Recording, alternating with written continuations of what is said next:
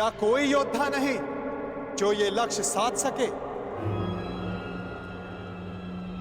क्या किसी की भुजाओं में बल नहीं? यदि है तो मैं उसका आवाहन करता हूं। अर्जुन, आगे बढ़ो।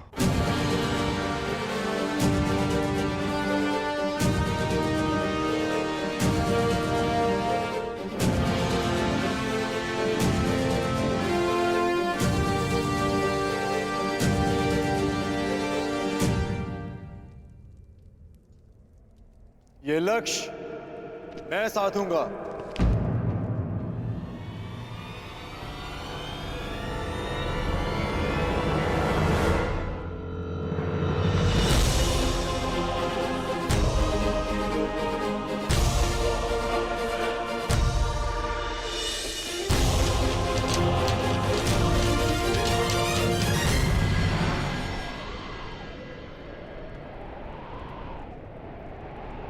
जब वो क्षण आएगा तुम्हें स्वयं अनुभूत हो जाएगा सखी।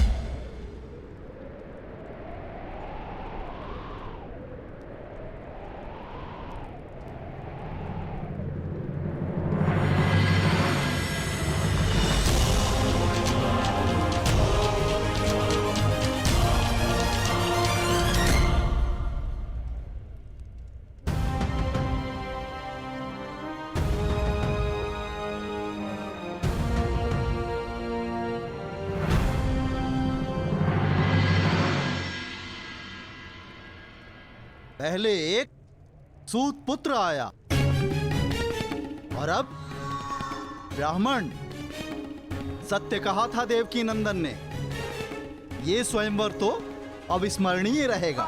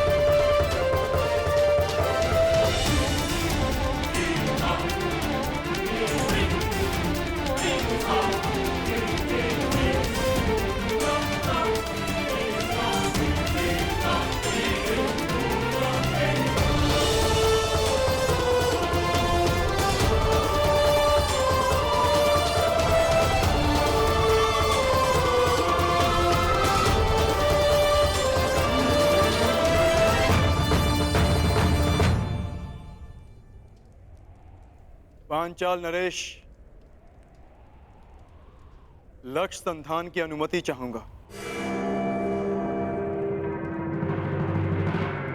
ब्राह्मण देवता, आप भूलवश यहाँ आ गए हैं। यज्ञशाला दूसरी ओर है और भिक्षादान द्वार पर हो रहा है। जाइए। सुना है ब्राह्मणों के श्राप में बड़ी शक्ति होती है। ऐसा ना हो कहीं इस मीन को श्राप देकर नीचे गिरा दें।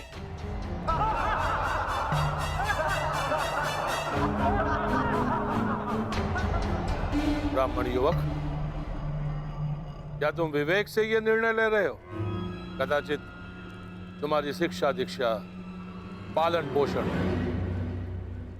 इस परीक्षा के अनुरूप नहीं है। यहां उपस्थित सारे योद्धाओं का परिणाम तो तुम देख ही चुके हो।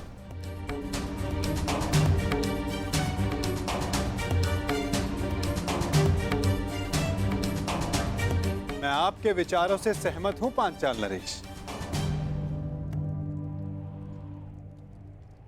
परंतु ब्राह्मण के बल पर संदेह नहीं करना चाहिए।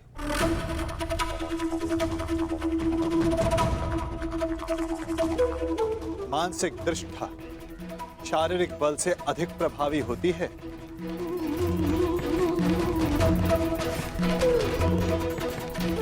दिव्य अस्त्र का आवाहन करने वाले मंत्र ब्राह्मणों की शक्ति होती है। और फिर श्री परशुराम भी ब्राह्मण ही तो हैं। क्या उनकी शक्ति पर किसी को संदेह है?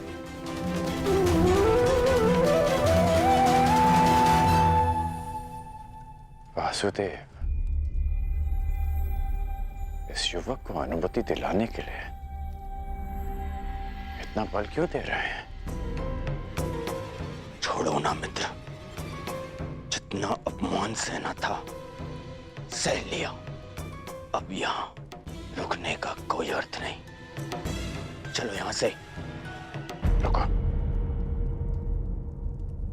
मैं ये देखना चाहता हूं कि यहाँ क्या होने जा रहा है। और जैसा कि मैंने पहले भी कहा पांचाल नरेश, ये स्वयंवर है। अंतिम निर्णय द्रौपदी का होगा।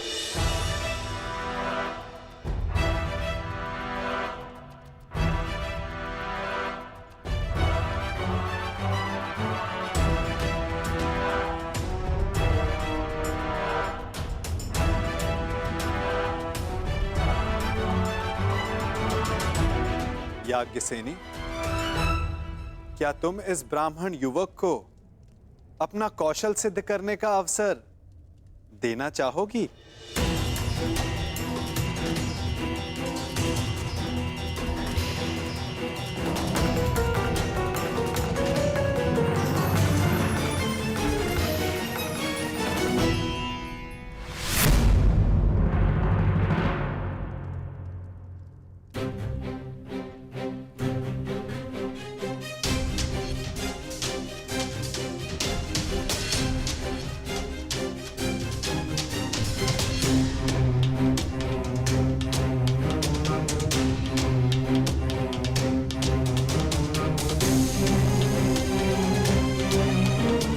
ब्राह्मण युवक, तुम्हें अनुमति है।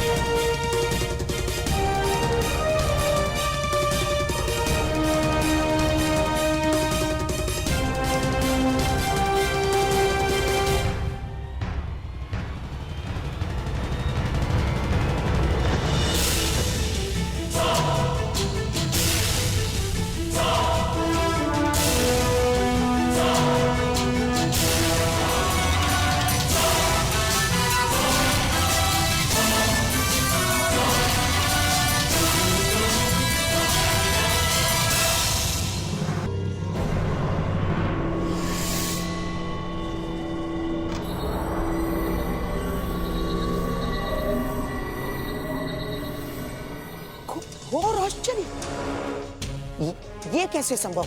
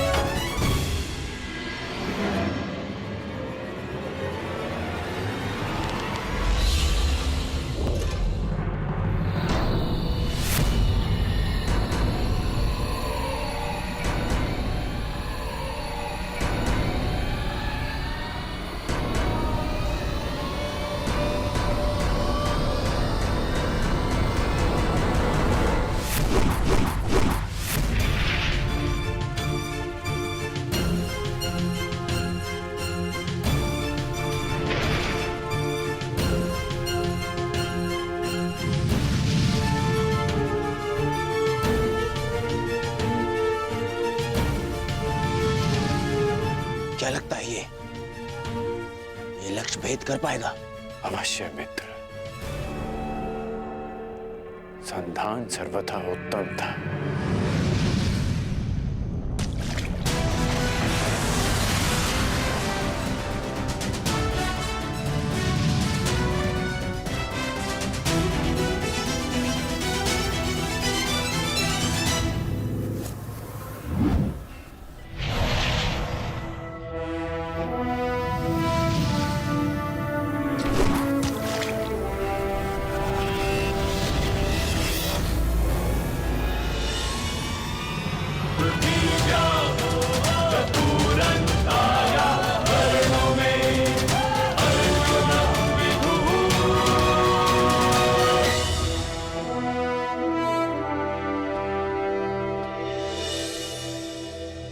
अब अपने वर का चयन तुम्हारे हाथों में है सखी। क्या तुम इस युवक का चयन करोगी?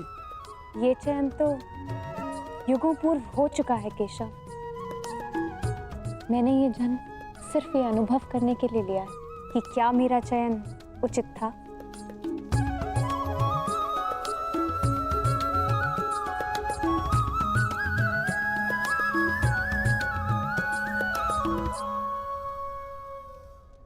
एक साधारण ब्राह्मण ने लक्ष्य भेद कर कैसे लिया? जो तुम्हारे सामने खड़ा है वो सामान्य नहीं है मित्र। कुछ तो असाधारण है इसमें।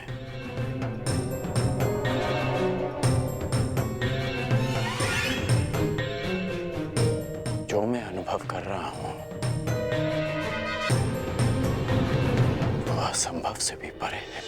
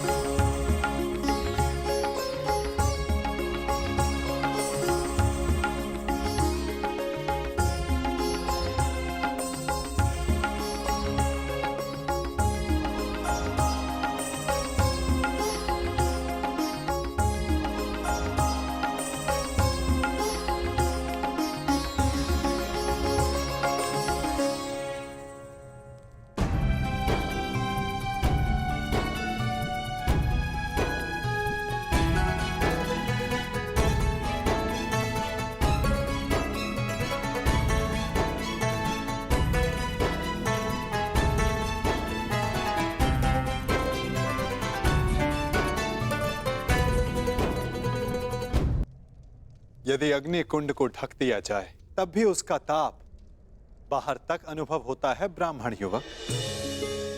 तुम्हारे भीतर की योद्धा की अग्नि को ब्राह्मण वेश रोक ना सका।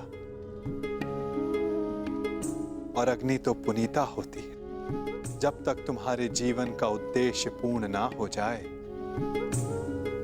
तुम्हें भस्म कैसे कर सकती है?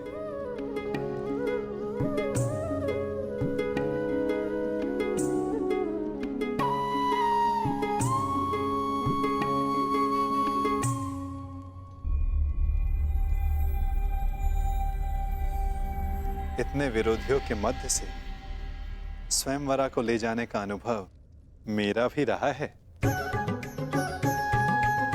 उस अनुभव के आधार पर तुम्हारे लिए एक सुझाव है।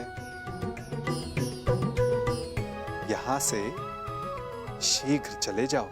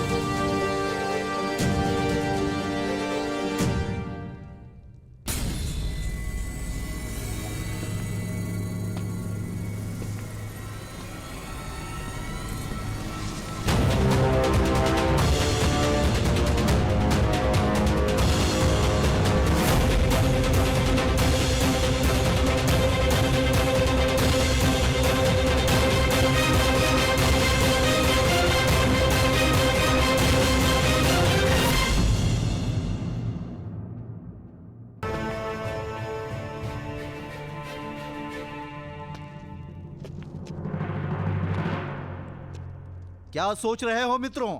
क्या मुख लेके जाओगे अपने प्रजाजनों के सम्मुख?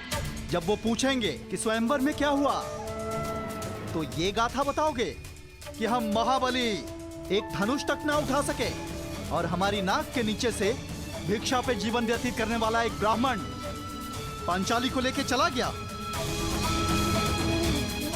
अगर पांचाली हमारी न हुई तो किसी की नहीं होगी।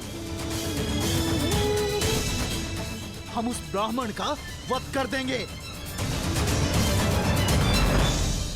मुझे अनुभव हो रहा है कि शीघ्र ही यहाँ कुछ अशुभ घटित होने वाला है। अशुभ तो घटित हो चुका है मित्र। एक साधारण ब्राह्मण हम क्षत्रियों के माथे पे कलंक लगा गया,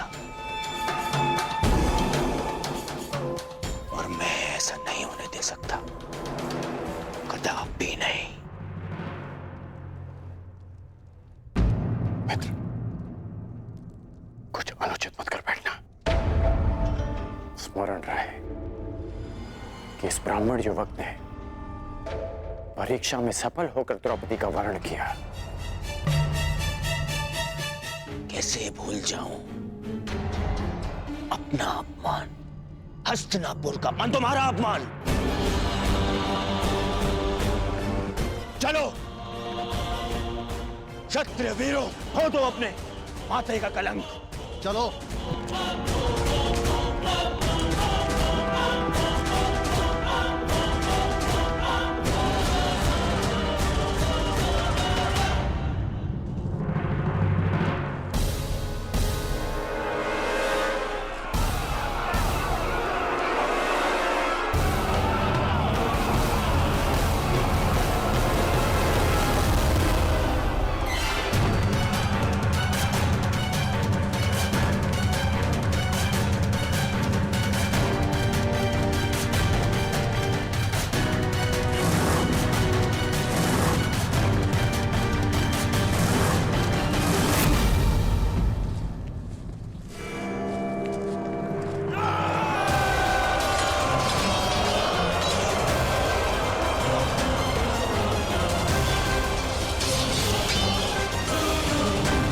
भ्राताश्री, पांचाली को यहाँ से सुरक्षित ले जाइए। मैं भी युद्ध कर सकती हूँ। मुझे तुम्हारी क्षमता पर संदेह नहीं है पांचाली, परंतु तुम्हें भी अपने वर की योग्यता पर संदेह नहीं होना चाहिए। जब तक मेरी भुजाओं में बाण चलाने की शक्ति और छाती पर घाव सहने की क्षमता, तुम्हें अस्त्र उठाने की आवश्यकता नहीं पड़ेगी।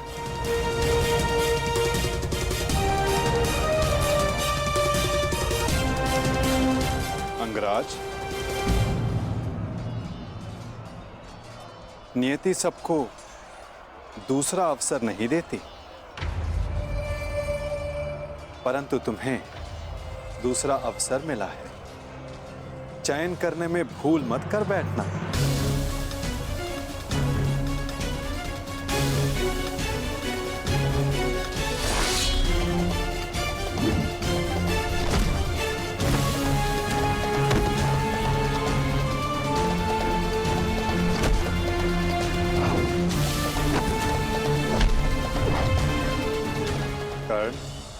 योद्धा का मन सदा युद्ध करने को ललायित रहता है, परंतु जैसे मैंने जरासंध से कहा था कि योद्धा वही होता है जो जब तक हो सके युद्ध को टाले। आपने एक और बात कही थी वासुदेव कि हम सब नियति से बंधे हैं, तो युद्ध होना है तो होगा।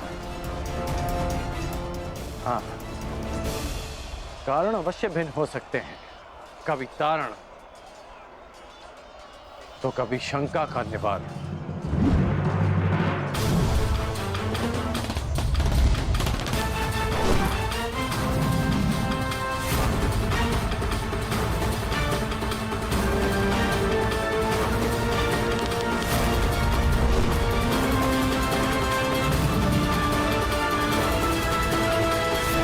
कैसी शंका अंगराज?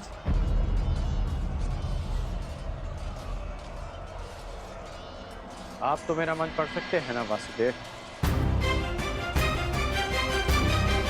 तो बताइए कि जो मेरे मन में चल रहा है